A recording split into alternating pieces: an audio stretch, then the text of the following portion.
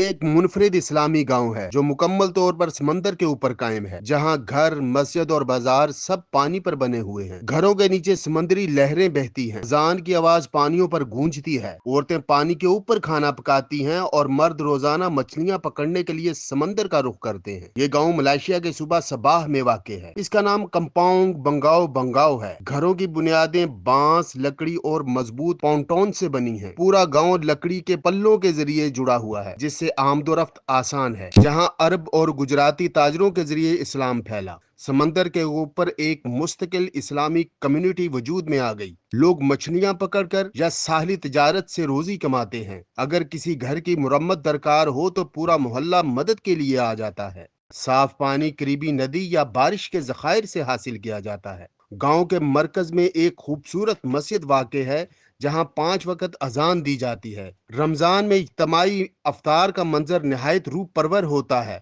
अगरचे ये जिंदगी दिलकश है, लेकिन आसान नहीं। मॉनसून के दिनों में तेज बारिश और हवाओं से पुल हिलने लगते हैं। इसके बावजूद ये लोग इस्लामी असूलों के मुताबिक अपनी जिंदगी गुजारते हैं। ये एक खूबसूरत इस्लामी गांव है। अगर इसकी सैर दूसरों को करवाना चाहते हैं तो ये वीडियो जरूर शेयर करें।